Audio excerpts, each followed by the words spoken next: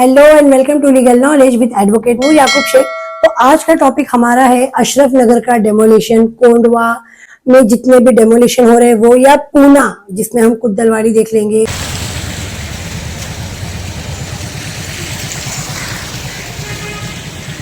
जैसे चिकली अभी river side का एक बहुत बड़ा स्कैम हुआ प्रॉपर्टी का। तो आज हम बात करेंगे इन सब बारे में।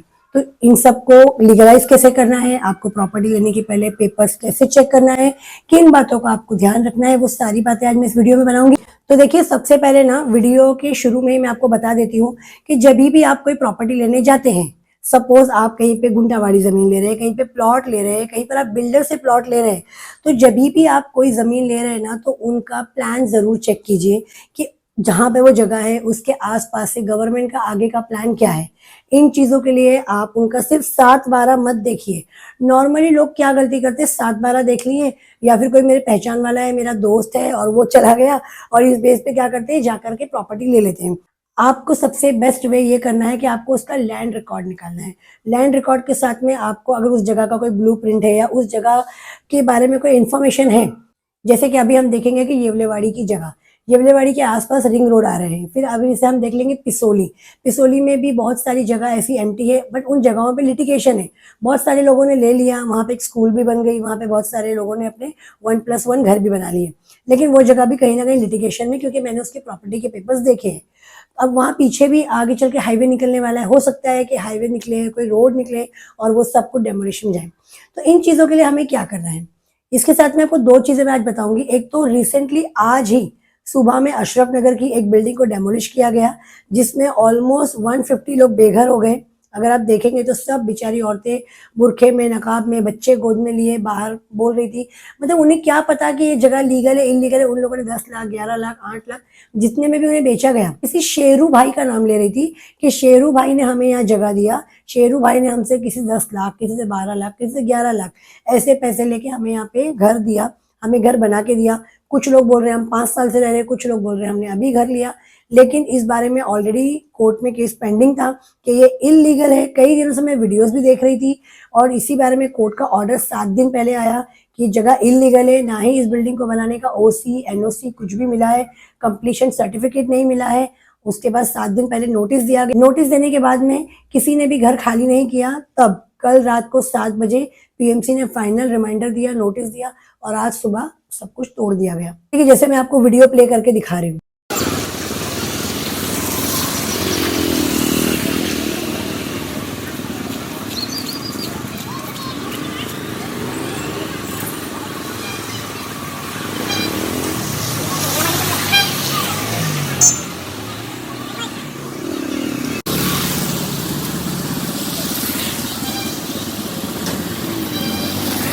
क्या कर रहे हैं, क्या रुकानीगिरी क्या कर रहे हैं?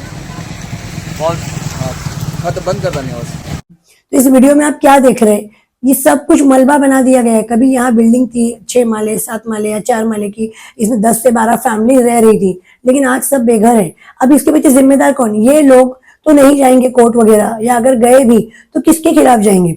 इस तरीके से ना स्कैम होता है। तो इन स्कैम से आपको खुद बचना है। आपको कम पैसे में, या फिर मेरे पहचान वाला है, इस तरीके से इन स्कैम में नहीं जाना है। तो आई थिंक आपको ये समझ में आ गया होगा।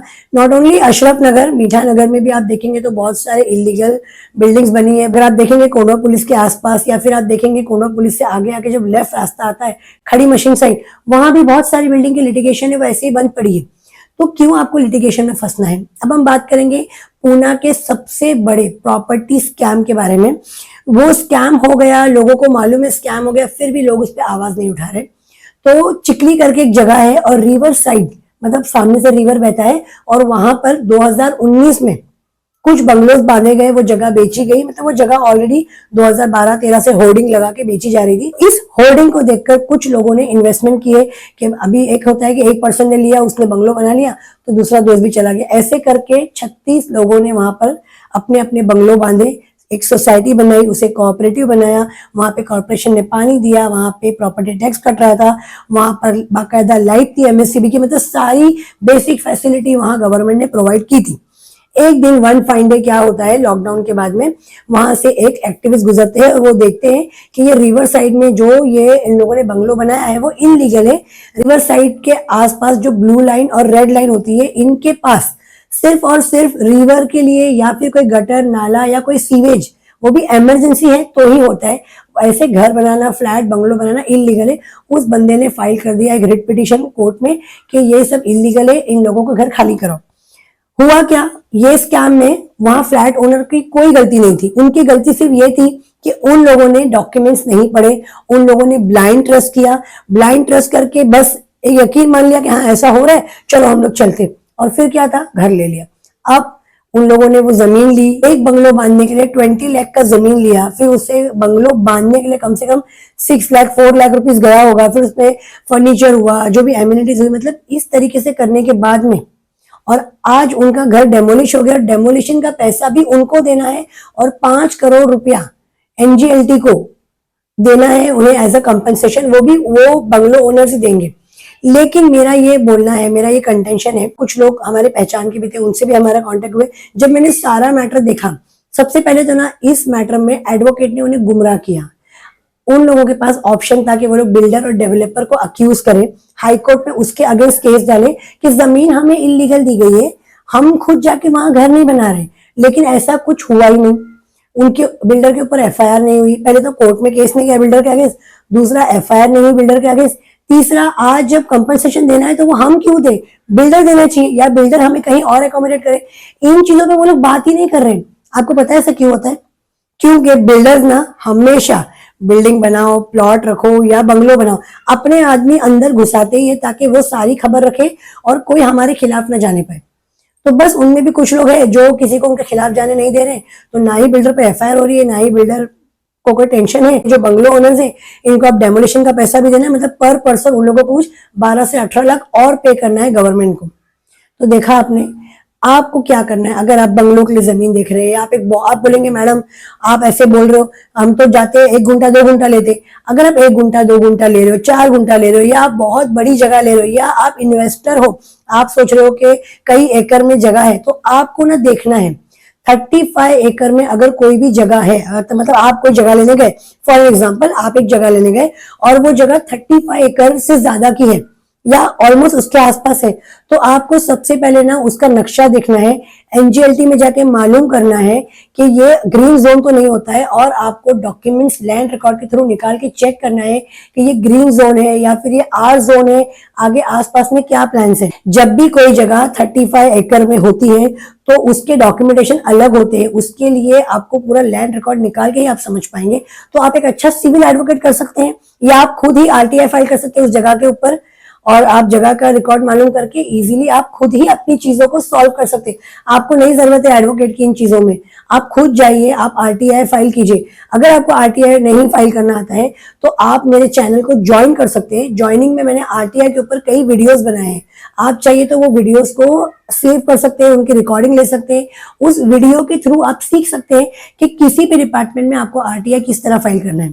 तो ये सबसे बड़ा स्कैम हुआ है, ये एक्चुअली स्कैम है, ये डेमोलिश हुआ, मैं मानती हूँ वो जगह इलीगल थी, लेकिन गलती बंगलो ओनर्स की नहीं थी, सारी की सारी गलती बिल्डर की थी। अगर आज भी एक भी बंगलो ओनर खड़ा हो जाए, बिल्डर के खिलाफ एफआईआर कर दे या बिल्डर के अगेंस्ट में रिकवरी एंड डैमेजेस का एक सूट फाइल कर दे कि भाई जो भी हमारा लॉस हुआ है वो बिल्डर देगा, तो देखिए बिल्डर कैसे एक पेज पे आएगा। जब 36 लोग एक साथ में केस फाइल करेंगे तो बिल्डर को तो झुकना ही ना कहीं वो कॉम्प्रोमाइज करेगा। एटलीस्ट उन्हें जगह तो देगा, जगह नहीं देगा तब तक कम से कम फाइन तो वो पे करेगा। तो मेरा मकसद यही था कि अगर आप लोग लैंड ले रहे हो, ले चुके हो, लेने का प्लान कर रहे हो, तो प्लीज इन चीजों का ध्यान रखो। और आपको लगता है कि ऐसी कोई भी डिफिकल्टी आपको आ रही है, आप फेस नहीं कर पा रहे या आपको उस बारे में इंफॉर्मेशन लेना है, तो स्क्रीन पे दिए हुए मेरे नंबर के थ्रू मुझे आप अपॉइंटमेंट लेकर कॉल कर सकते हैं, ऑफिस में आकर मिल सकते हैं, 1-to-1 डिस्कशन कर सकते हैं। मैं जरूर आपको इन चीजों के लिए हेल्प करूंगी। लेकिन आपकी जगह इलीगल है, जैसे कि आपने इंकरेज किया है, या जैसे भी हमने देखा कुद्दरवाड़ी पूरा डेमोलिश हुआ, तो कुद्दरवाड़ी की जगह पे क्या हुआ था कि इलीगली उन लोगों ने बना दिया था, और बनाने के बाद वो लोग क्या बोल रहे थे कोर्ट को कि हमें और राहत दो और रिलीफ दो। वो लोग एक्सेप्ट कर चुके थे कि हम लोग इलीगल है, उन लोगों ने किसी को अक्यूज नहीं किया। अगर उन लोगों ने भी जगह किसी और से लिया था, कोई बिल्डर से, पॉलिटिशियन से, मोस्टली ये सारे स्कैम आप देखेंगे ना पॉलिटिशियन के थ्रू ही होते हैं। पॉलिटिशियन, पुलिस या फिर आपको मिल जाएंगे इसमें डेवलपर। तो इनके थ्रू ये स्कैम होते हैं, तो इन स्कैम से बचिए। फाइनेंशियल फ्रॉड के बाद सबसे बड़ा जो स्कैम है वो स्कैम पुणे में एट प्रेजेंट प्रॉपर्टी का ही चल रहा है। तो मेरी वीडियो को मैं यही एंड करती हूँ। आई होप आपको वीडियो समझ में आई होगी। इंटेंशन सिर्फ मेरा ये था कि प्लीज अपनी मेहनत के पैसों को इस तरीके से किसी भी लैंड में इन्वेस्टमेंट मत करो कि आप एक सपना देखो, वो सपने का महल बनाने का सोचो और बाद में आपके पास कुछ ना आए, सिर्फ कोर्ट कचहरी पुलिस स्टेशन भागते रह जाएंगे। इसलिए सबसे अच्छा है कि आप प्रिकॉशन लीजिए। प्रिकॉशन लेना आपके लिए ज्यादा बेहतर है बाद में केसेस करके सामने वाले से लड़ना। मिलते हैं अगली वीडियो में।